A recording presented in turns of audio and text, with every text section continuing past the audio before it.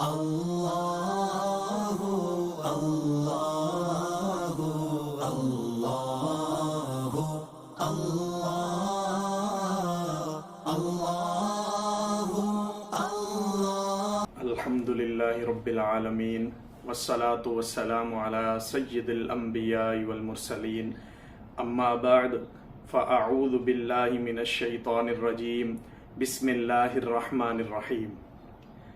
حضرات محترم، قربانی کس شخص پر واجب ہے؟ اس کے لیے علماء کرام نے ارشاد فرمایا کہ جو شخص صاحب نصاب ہے اس پر قربانی واجب ہے۔ اب وہ صاحب نصاب کون ہے؟ ایسا شخص کون ہے جس پر قربانی واجب ہے؟ تو اس کے لیے ارشاد فرمایا گیا کہ جس شخص کے پاس 52.5 تولہ چاندی یا اس کی مقدار کوئی رقم مالیت موجود ہے تو اس شخص پر قربانی واجب ہے۔ اب ہمارے معاشرے میں ہوتا یہ ہے کہ ایک سے زائد افراد پر جو قربانی واجب ہوتی ہے لیکن گھر میں صرف ایک فرد قربانی کرتا ہے، تو اس صورت میں ایک شخص کی تو قربانی ادا ہو جائے گی جو گھر کا بڑا ہے یا صاحب نصاب ہے جو قربانی کر رہا ہے، لیکن اس کے ماتحت جو لوگ ہیں اور وہ صاحب نصاب ہیں تو اس صورت میں ان لوگوں کی طرف سے قربانی ادا نہیں ہوگی۔ اور دوسری صورت یہ ہے کہ کوئی شخص اپنے گھر کا بڑا ہے اور اس کی اولاد، اس کی زوجہ وغیرہ بھی ہیں، تو اب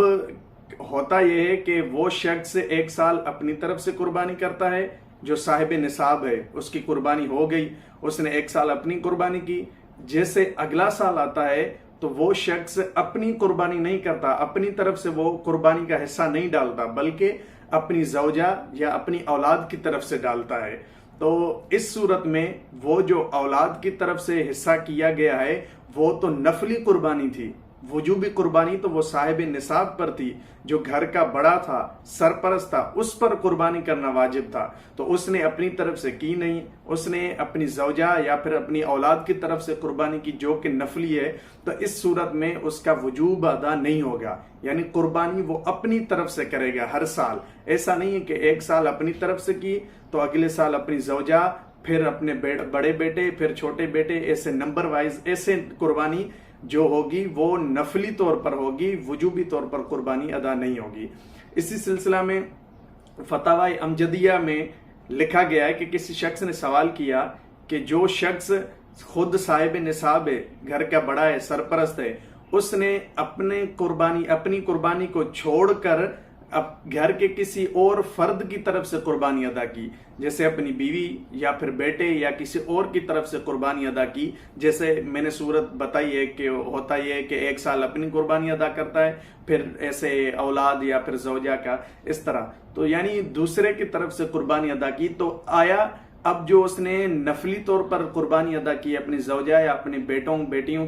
کی طرف سے، تو کیا اس کا وجوب ساقط ہوگا یا نہیں؟ تو صاحب فتاوی امجدیہ نے ارشاد فرمایا کہ اس کا وجوب ساقط نہیں ہوگا، بلکہ وہ خود اپنی طرف سے قربانی کرے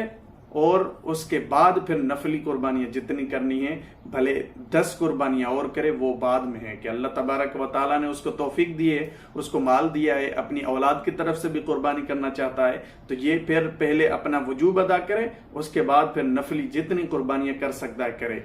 تو جو پہلے میں نے عرض کیا کہ ہوتا یہ ہے کہ گھر میں 2 سے 3 افراد تک وہ صاحب نصاب ہوتے ہیں لیکن قربانی وہ ایک گھر کا بڑا ہی کرتا ہے، تو اس صورت میں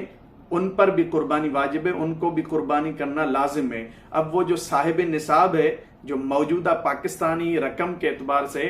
رقم وہ بن رہی ہے تقریباً 82 سے 83 ہزار تک، یعنی اگر کسی شخص کے پاس 82 یا 83 ہزار اس کے پاس موجود ہیں، وہ ضروریات زندگی سے زائد ہیں۔ ضروریات زندگی سے زائد سے مراد یہ ہے کہ وہ روزانہ کے طور پر جو استعمال کرتا ہے چیزیں، جیسے رہنے کے لیے گھر ہے اور آنے جانے کے لیے سواری ہے، گاڑی وغیرہ ہے، یا اسی طرح کپڑے ہیں اور شوز وغیرہ ہیں، اسی طرح جو ضروریات زندگی ہیں اس سے زائد 82 سے 83 ہزار اس کے پاس اگر ہیں اپنی ملکیت میں، تو اس صورت میں اس پر بھی قربانی الگ سے